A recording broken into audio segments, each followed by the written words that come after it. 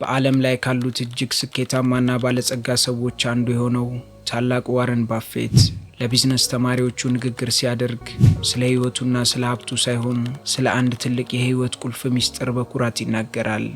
ዋረን ባፌትም ሲናገር ያለኝ ብቸኛው ዲፕሎማ በቢሮዬ ግድግዳ ላይ የተሰቀለው የዴል ካርኔጊ የንግግር ክህሎት ስልጠና ምስክር ወረቀት ብቻ ነው ይላል። ቀጠል አድርጎም የትኛውንም ያህል ብልህ የትኛውንም ያህል ሐሳብ ያለው ብትሆንም ሐሳብህን ግልጽ በሆነ መንገድ በኃይልና የሰዎችን ልብ በሚገዛ ሁኔታ መግለጽ ካልቻልክ ያንተ ዕውቀት ልክ በጨለማ ክፍል ውስጥ አንዲትን ቆንጆ ሴት እንደመጥቀስ ነው ይላል። ምን እንደምታደርግ የምታውቀው አንተ ብቻ ነህ። ዓለምም ሆነች ቆንጅየዋ ልጅ አንተ ምን እንደምታደርግ አያውቁም በማለት የንግግር ክህሎትን ወሳኝነት ያስተምረናል። ይህ ሐሳብም የሁላችንንም ሕይወት ከስር ከመሠረቱ የሚፈትሽ አንድ አስደንጋጭ የሕይወት እውነትን ፍንትው አድርጎ ያሳየናል። ሁላችንም የምንኖረው እጅግ ውብ የሆነ የእውቀትና የፈጠራ ጭንብል ባጠለቁ፣ ነገር ግን ያንን ጭንብል በቃላት ገልጠው በሰዎች ልብና አእምሮ ላይ አሻራ ማሳረፍ አቅቷቸው ራሳቸውን ደብቀው በሚሰቃዩ ሰዎች መሃል ነው። የንግግር ክህሎትን ማሳደግ ስንል ዝም ብሎ በቃላት የመንጫጫት ወይንም ከሰዎች ጋር የመነታረክ ተራ ልማድ ማለታችን አይደለም። የንግግር ክህሎትን ማሳደግ ማለት በተከታታይ የምናሳልፋቸውን ውድ ጊዜዎች በንግድ አጋሮቻችን፣ በጓደኞቻችን እንዲሁም በቤተሰቦቻችን አእምሮ ላይ በሚሊዮን የሚቆጠሩ እውነተኛ የስኬት የፍቅርና የትብብር አሻራዎችን የማሳረፍ ከፍተኛ ጥበብና ስነ ልቦናዊ ማስተር ኪ ነው። ዛሬ ብዙዎቻችን የምንወደውን ስራ እየሰራን ያልሆነው ምናልባትም በስራ ቃለ መጠይቅ ላይ ራሳችንን በቃላት አሳምነን ማቅረብ አቅቶን ሊሆን ይችላል። እንዲሁም ያቀድነው የንግድ ፕሮጀክት የሚጨናገፈው ኢንቨስት ሊያደርጉልን የሚችሉ ባለሀብቶችን በሐሳባችን መሳብ ስላልቻልንም ሊሆን ይችላል። አሊያም የምንወደውን ሰው ልብ በቃላት መማረክ ባለመቻላችን ከልባችን ያፈቀርናቸውን ሰዎች አተን ልባችን ተሰብሮ ሊሆን ይችላል። ነገር ግን ዛሬ በዚህች ታሪካዊ ቀን ይህንን የመታለል የፍርሃትና የመርበትበት አዙሪት ሁላችንም ከሕይወታችን አብረን እናስወግደዋለን። ዛሬ የምንማረው የቋንቋ ማዕበል መሆን የምንችልበትን፣ የሰዎችን ልብ መግዛት የምንችልበትን እንዲሁም የንግግር ክህሎታችንን በ10 እጥፍ የምናሳድግበትን 10 ኃያል ስነ ልቦናዊና ማራኪ ስልቶችን ነው። እንኳን ወደ ሳጥን ዩቲዩብ ቻናል በደህና መጣችሁ። ይህ ሳጥን ነው፣ ከሳጥኑ ውጭ ሆነን የምናስብበትና የምንመክርበት መድረክ። በዚህ ቻናል ሕይወትን የሚቀይሩ ጉዳዮችን እንማማራለን። ለቻናላችን አዲስ ከሆኑ የአሸናፊዎችን ቤተሰብ ለመቀላቀል ሰብስክራይብ የምትለዋን ቁልፍ ተጫኗት። ቶሎ ቶሎ እንድንገናኝ የደውል ምልክቷንም ክሊክ ማድረጎን አይዘንጉ። ዛሬ የምንመለከተውን ይህንን አስገራሚ ክህሎት ወደ ሕይወታችን ከማምጣታችን በፊት የንግግር ክህሎት በእውነቱ ምን ማለት እንደሆነ ሁላችንም በጥልቀት መረዳትና ማወቅ አለብን።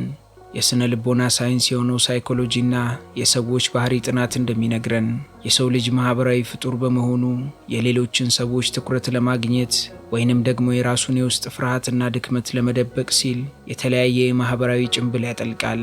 ሰዎችም ሲያወሩን የምንሰማው ቃላት አእምሯቸው አስቦበት አንጥሮና ለኛ ጆሮ እንዲመች አድርጎ የሚያወጣው የተስተካከለ መረጃ ነው። ነገር ግን ከኛ የሚጠበቀው እውነተኛው የንግግር ክህሎት ማለት የቃላት ምርጫ ብቻ አይደለም። እውነተኛ የንግግር ክህሎት ማለት በእውነት ራሳችንን፣ ስሜታችንንና ራዕያችንን በሰዎች አእምሮ ላይ ያለምንም ማዛባት ማድረስ መቻል ነው።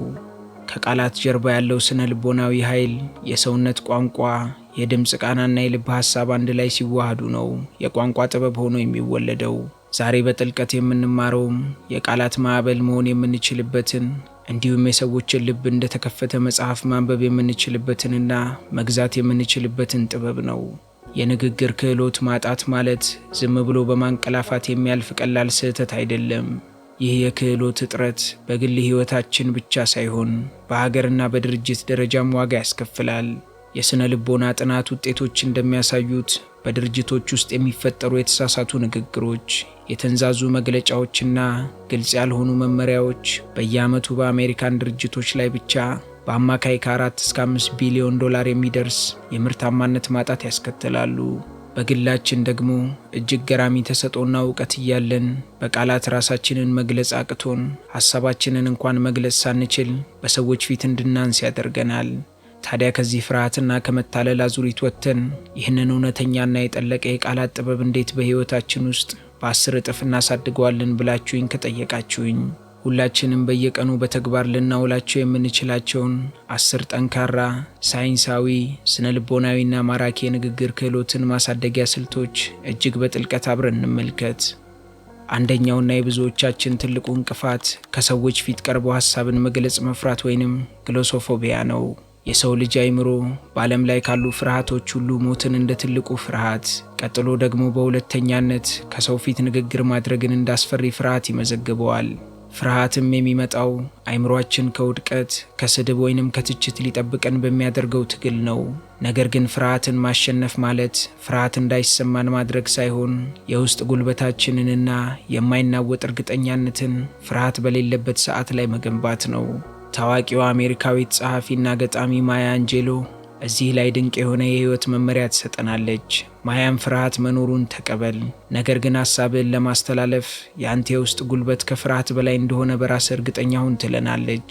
ስለዚህ እናንተም የተግባር እርምጃ ይህ ነው። ከዛሬ ጀምሮ ንግግር ከማድረጋችሁ በፊት ለ5 ደቂቃ ያክል አይናችሁን ጨፍናችሁ ወደ ውስጣችሁ በሚገባውና በሚወጣው ትንፋሽ ላይ ብቻ ትኩረት አድርጉ። አይምሮአችሁን ከጭንቀት ነፃ አውጡት። ከዚያም ፍርሃታችሁ ከላያችሁ ላይ ሲራገፍ ታዩታላችሁ። ሁለተኛው ኃያል መንገድ አይምሮን እንደ ኮምፒውተር ማሽን በጥልቅ እውቀት ማዋቀር ነው። ብዙ ሰው የሚሳሳተው ሐሳቡን በግልጽና በቅደም ተከተል ሳያዘጋጅ ዝም ብሎ በቃላት የመንጫጫት ልማድን ሲከተል ነው። አይምሮ በቃላት ማዕበል መሃል ግልጽ የሆነ አቅጣጫ ካላገኘ በቀላሉ ግራ ይጋባና ይርበተበታል። ጥልቅ እውቀት ያላቸው ነገር ግን ሐሳባቸውን በሎጂክ ማቅረብ ባለመቻላቸው የተነሳ የተንዛዙ፣ አሰልቺና የማያሳምኑ ንግግሮችን የሚናገሩ ብዙ ብልህ ሰዎች አሉ። ታላቁ የግሪክ ፈላስፋ አርስቶትልም በዘመኑ እጅግ ገራሚ የሆነ የማሳመን ሕግን አስተምሮናል። አርስቶትልም ሲናገር ፐርሱዌሽን የሚመነጨው ከ3 ነገሮች ነው። እነሱም ሎጂክ፣ ስነ ልቦናዊ ግንኙነትና የታማኝነት አቋም ናቸው። ሐሳባችሁ በሎጂክና በቅደም ተከተል ካልተዋቀረ አሳማኝነት አይኖረውም። ስለዚህ የእናንተም የተግባር እርምጃ ይህ ነው። ከዛሬ ጀምሮ ንግግር ከማድረጋችሁ በፊት መግቢያ፣ ዋና ሐሳብና ማጠቃለያ በማዘጋጀት ሐሳባችሁን በግልጽና ሎጂክ በሚለካቸው ቁርጥራጮች በማዋቀር አይምሮአችሁን በፕሮግራም መምራትን ተለማመዱ። ሶስተኛው ስነ ልቦናዊ ጥበብ የሰውነት ቋንቋን ማስተር ማድረግ ነው። ብዙ ሰው የቃላት ምርጫ ላይ ብቻ ትኩረት ሲያደርግ፣ የሰውነት ቋንቋ ደግሞ የውስጥ ስሜታችንንና የታማኝነታችንን ሚስጥር 100% አሳልፎ እንደሚሰጥ አይገነዘብም። አይምሮ ሲዋሽ ወይንም ሲጨነቅ የሰውነት ክፍሎች ሳያውቁት እንደ ፍርሃትና ንዴት የመሰሉ እውነተኛ ስሜቶችን በትንንሽ እንቅስቃሴዎች ያፈሳሉ። የሃርቫርድ ዩኒቨርሲቲ ታዋቂዋ ተመራማሪ ኤሚ ከዲ እንዳረጋገጠችው ሰዎች በራስ የመተማመን አቋም ወይንም ፓወር ፖስቸሪንግን ሲያሳዩ አይምሮአቸው የደስታና የኃይል ሆርሞኖችን ያመነጫል። ይህም የንግግር አቅማቸውን በ10 እጥፍ ያሳድገዋል። ስለዚህ እናንተም ከዛሬ ጀምሮ ከሰው ጋር ስታወሩ ወይንም ንግግር ከማድረጋችሁ በፊት ለ2 ደቂቃ ያክል ትከሻችሁን አቅንታችሁ ሰፋ ብላችሁ ቆማችሁ በራስ የመተማመን አቋም ወይንም ፓወር ፖስቸሪንግን በማሳየት አይምሮአችሁን በደስታ ሆርሞን ማሽን ቀይሩት።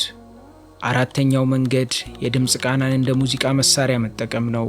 ብዙ ሰዎች የሚሳሳቱት በቃላት ማዕበል መሃል የድምፅ ቃና ወይንም ቶን ሞጁሌሽን ጥበብ እንደሌላቸውና እንደ አሰልቺ ተራ ንግግር ንግግራቸውን ሲናገሩ ነው። የስነ ልቦና ፕሮፌሰሩ ዶክተር አልበርት ምህራቢያን እንዳረጋገጠው ሰዎች ስሜታቸውን ሲያስተላልፉ ቃላቶቹ የሚይዙት 7% ብቻ ነው። 38% የድምፅ ቃና ሲሆን ቀሪው 55% ደግሞ የሰውነት ቋንቋ ነው። እውነተኛ የንግግር ክህሎት ያለው ሰው መሆን የምትፈልጉ ከሆነ የድምፅ ቃናን እንደ ሙዚቃ መሳሪያ በጥልቀት ማስተር ማድረግ አለባችሁ። እንዲሁም ታዋቂው አቅራቢ ኦፕራ ዊንፍሬ የንግግር ክህሎቷን በ10 እጥፍ ከፍ እንዲል ያደረገው የድምጿን ቃናና ፍጥነት እንደ ሙዚቃ መሳሪያ በጥልቀት ማስተር በማድረጓ ነው። ስለዚህ የእናንተም የተግባር እርምጃ ይህ ነው። ከዛሬ ጀምሮ ከሰዎች ጋር ስታወሩ ወይንም ንግግር ከማድረጋችሁ በፊት ለ5 ደቂቃ ያህል የድምፃችሁን ቃና በፈገግታ በኃይልና በድንቅ ሪትም እንደ ሙዚቃ ፍሰት ማስተር ማድረጉን ተለማመዱ። 5ኛው ስትራቴጂ የሰዎችን የውስጥ ጓዳ በጥልቀት መፍታት ነው። ብዙ ሰው የቃላት ጥበብ ላይ ብቻ ትኩረት ሲያደርግ የሰዎችን እውነተኛ ስሜትና የተደበቀ ሐሳብ በግልጽ ማንበብና ፐርሱዌሽንን የማግኘት ጥበብ እንደሌለው አይገነዘብም። ሰዎች ሲያወሩን የምንሰማው ቃላት አይምሮአቸው አስቦበት አንጥሮና ለኛ ጆሮ እንዲመች አድርጎ የሚያወጣው የተስተካከለ መረጃ ነው።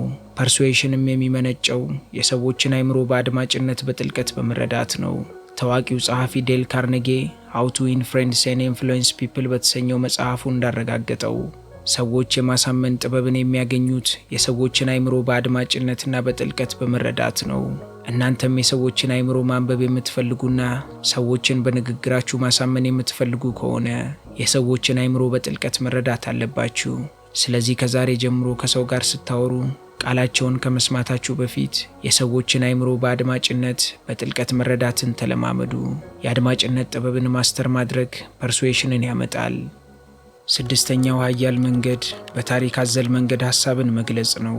ብዙ ሰዎች የሚሳሳቱት በቃላት ፍሰት መሃል የሰዎችን አእምሮ በጥልቀት ለመግዛት ሐሳቡን ብቻ ማውራት እንደሌለባቸው አለማወቃቸውና ንግግራቸውንም እንዳሰልቺ ተራ ንግግር አድርገው ሲናገሩ ነው። የሰው ልጅ አእምሮ ከልጅነቱ ጀምሮ የሚወደውና የሚኖረው በትረካ አማካኝነት ነው። ስኬታማ ተናጋሪ መሆን የምትፈልጉ ከሆነ የሰዎችን አእምሮ በጥልቀት መረዳትና በሚወደው መንገድ ሐሳባችሁን ማቅረብ አለባችሁ። ስለዚህ ማራኪ ንግግር ለማድረግና ሰዎችን ለመግዛት ንግግራችሁን ስትጀምሩ ወይንም ነጥባችሁን ስታስረዱ በግል ሕይወታችሁ ያጋጠማችሁን ወይንም የሌላን ሰው ታሪክ በንግግራችሁ ውስጥ አካቱ። አሊያም ደግሞ በታዋቂ ሰዎች የሕይወት ውድቀትና ትንሣኤ ያስውባችሁ ንግግራችሁን አቅርቡት። አድማጭ እውነታውን ሊረሳው ይችላል፣ የተረካችሁትን ታሪክ ግን መቼም አይረሳውም። ይህኔም በአንድም በሌላም አጋጣሚ የአድማጭ የተናገራችሁትን እንዲያስታውስና ንግግራችሁ ፍሬያማ ሆኖ በዛ ሰው ልብ ውስጥ እንዲቀር ያደርገዋል። እናንተንም የመድረክ ላይ የንግግር ቆይታችሁን በማስዋብ ይበልጥ በራስ መተማመንን ገንዘብ እንድታደርጉ ያግዛችኋል። ሰባተኛው መንገድ ድምፅንና ዝምታን በማዋሃድ መጠቀም ነው። ሁሌ በአንድ አይነት የድምፅ ቃና መናገር የአድማጭን እንቅልፍ ያመጣል። እስቲ እናንተም አንድ ጊዜ አስቡት። በአንድ ዜማ ወይንም ሞኖቶን ብቻ የሚዘፈንን ዘፈን ማን ይሰማዋል? ማንም ተመስጦ አያዳምጠውም። ንግግርም እንደ ሙዚቃ ውጣ ውረድ፣ ሪትምና ስሜት ሊኖረው ይገባል። እናንተም ለንግግር መድረክ ላይ ስትወጡ ድምፃችሁ ትልቁ መሳሪያችሁ ነው። አስፈላጊ ቦታ ላይ ድምፃችሁን ከፍ፣ ሌላ ቦታ ደግሞ ዝቅ አድርጉ። ከሁሉም በላይ ደግሞ ለአፍታ ዝም የማለት ጥበብን ወይንም the power of pauseን ተለማመዱ። ከባድና ጥልቅ ሐሳብ ከተናገራችሁ በኋላ ለ3 ሰከንድ ለሚጠጋ ጊዜ ዝም በሉ። ያ ዝምታ ሐሳቡ የአድማጭ አእምሮ ውስጥ ዘልቆ እንዲገባ እንዲሁም እንዲዋሃድ ጊዜ ይሰጠዋል። የድምፃችሁ ከፍታና ዝቅታ ልክ እንደ ሰውነት አቋማችሁ ዓለምን የሚያግባባና ሐሳብን በሚገባ ለማስረዳት የሚረዳ አጋዥ ቋንቋ ነው። ስለዚህ እንደ ሮቦት በአንድ አይነት ድምፅ አትናገሩ። አንዳንዴ ድምፃችሁን ከፍ አድርጉት፣ አንዳንዴም ቀነስ አድርጉት። ይሄ ሐሳብን በሚገባ ከማስረጽ በላይ በሐሳብ የተለያችሁ አድማጭ ካለ ለማንቃትና ትኩረቱን ወደ እናንተ እንዲመልስ ይረዳዋል። ስምንተኛው መንገድ ከአድማጭ ጋር መወዳጀት ወይንም መስተጋብር መፍጠር ነው። ንግግር እንደ ቴሌቪዥን ዜና የአንድዮሽ ወይንም ዋን ዌይ መሆን የለበትም። እናንተም በንግግሮቻችሁ መሃል አድማጮቻችሁን አሳትፉ። ጥያቄ ጠይቋቸው። ምንም እንኳን በልባቸው እንዲመልሱት ቢሆንም ከመጠየቅ ግን አትቦዝኑ። በንግግር መሃል ለምሳሌ ስንቶቻችሁ ይህ ነገር አጋጥማችሁ ያውቃል ብላችሁ የንግግሩ አካል እንደሆኑ እንዲሰማችሁ አድርጓቸው። ይህ አድማጭን ከእንቅልፉ ያነቀዋል። የአድማጫችሁ ሐሳብ ግድ እንደሚሰጣችሁ ልታሳዩት ይገባል። ይህን ስታደርጉ ወዳጅነትን ትፈጥራላችሁ። አድማጫችሁ ትኩረቱን እንደምትፈልጉና ምልከታው ዋጋ እንዳለው ስታሳዩት ይበልጥ በፍቅር ይሰማችኋል። በተጨማሪም አድማጩ ከማድመጥ ባሻገር በንግግሩ ሐሳብ ዙሪያ ያለውን አመክንዮም እንዲያሰፋና እንዲዳስስ ዕድል ትፈጥሩለታላችሁ። ዘጠነኛው መንገድ አድማጭን መረዳትና ማወቅ ነው። የአድማጭን ቋንቋ መናገር የአንደበተ ርቱዕነት መሰረት ነው። ብዙዎች ለንግግር ሲዘጋጁ የሚሰሩት ትልቁ ስህተት ትኩረታቸውን እኔ ምን ልናገር በሚለው ላይ ብቻ ማድረጋቸው ነው። ነገር ግን የንግግሩ ማዕከል እናንተ ሳትሆኑ አድማጩ ነው። ለምሳሌ በአንድ የገጠር ቀበሌ ውስጥ ስለ ቴክኖሎጂ ጥቅም የምትናገሩ ከሆነ በከተማ የምትጠቀሙባቸውን የእንግሊዝኛ ቃላት ብትጠቀሙ ማንም ትርጉም አይሰጠውም፣ ሊሰማችሁም አይፈልግም። በምትኩ ከነዋሪዎቹ የዕለት ተዕለት ሕይወት ጋር የሚዋሃድ ምሳሌንና የንግግር መንገድን ብትጠቀሙ ግን በቀላሉ ልባቸውን ማግኘት ትችላላችሁ። በአድማጭ ፊት እየተደመጡ እንደሆነ መሰማት በራስ መተማመንን ከፍ ያደርጋል። ቀጥላችሁ የምትናገሩትን ነገርንም በጥሩ ሁኔታ ለመናገርና ለማቅረብ ብርታት ይሆናቸዋል። ካልሆነ ግን በንግግራችሁ መሃል እንዳልተደመጣችሁ ወይንም የሰዎች ትኩረት ከእናንተ ጋር እንዳልሆነ ከተመለከታችሁ የተዘጋጃችሁበት ንግግር ዓላማውን ሳያገኝ እናንተ የሚያሰባችሁትን ሳትናገሩ ከመድረክ ልትወርዱ ትችላላችሁ።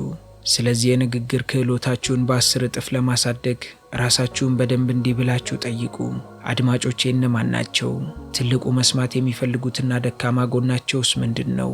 ከእኔስ ምን አይነት መፍትሄ ይጠብቃሉ? ይህንን መመለስ ከቻላችሁና አድማጮቻችሁን በሚገባ ከተረዳችሁ በቀላሉ ልባቸው ውስጥ መግባትና በሰዎች ፊት ክህሎት ያለው ጥሩ ተናጋሪ መሆን ትችላላችሁ። አስረኛውና የመጨረሻው የንግግር ክህሎትን ለማሳደግ የሚረዳን ጥበብ ስህተቶቻችንን በጸጋ መቀበል ነው። መድረክ ላይ ያላችሁ ሐሳብ ሊጠፋባችሁ ይችላል። የማይክሮፎኑ ድምፅ ሊቋረጥ ይችላል። አሊያም ለንግግር እንዲረዷችሁ ያዘጋጃችኋቸው መሳሪያዎች ሊበላሹ ይችላሉ። እንዲህ አይነት ነገሮችም ብዙ ጊዜ ይገጥማሉ። በምድራችን ላይ ታላላቅ ተናጋሪዎች ፍጹም አይደሉም፣ ነገር ግን ስህተትን በማስተናገድ ረገድ የተካኑ ናቸው። መደናገጥ አድማጭን ያሸብራል። ስለዚህ ስህተት ሲፈጠር ራሳችሁን አትውቀሱ፣ ፈገግ በሉ። በራሳችሁ ላይ ቀለል ያለ ቀልድ ቀልዱና ንግግራችሁን ቀጥሉ። እናንተ ንግግሩን ለማዘጋጀት የሄዳችሁበት ርቀት የንግግሩ ፍሬያማነት ላይ ጉልህ ሚና እንዳለው ሁሉ ችግሮች ሲፈጠሩ ለሁኔታው የምትሰጡት ምላሽ እናንተ በሰዎች ፊት በልዩ ሁኔታ እንድትታዩና ሐሳባችሁን በትኩረት እንዲቀበሉት ይረዳችኋል። ስለዚህ መድረክ ላይ ያልተጠበቁ ክስተቶች ሲገጥሟችሁ በጸጋ ተቀበሏቸውና ከአድማጮች ጋር ይበልጥ ለመቀራረብ እንደ መሳሪያ ተጠቀሙባቸው። ውድ ቤተሰቦቼ፣ ዛሬ አብረን በተጓዝንበት ጉዟችን የንግግር ክህሎት ጥበብ ዝም ብሎ ቃላት ከመደርደር አልፎ የሰዎችን ልብና አእምሮ የምንከፍትበት ማስተር ኪ መሆኑን በሚገባ ተመልክተናል።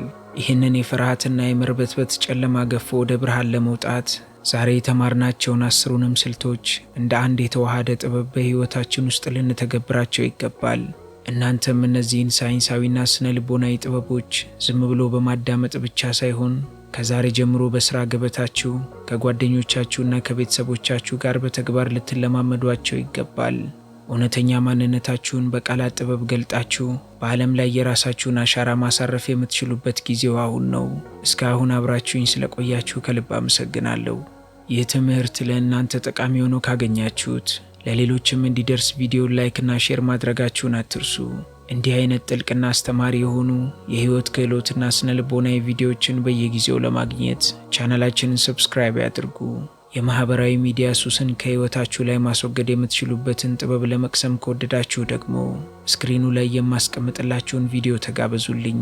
በሚቀጥለው ቪዲዮ እስከምንገናኝ ሰላም ለነፍሳችሁ፣ ጥበብ ለአእምሯችሁ ይሁን። እስከ ቀጣይ ቸር ያቆየን።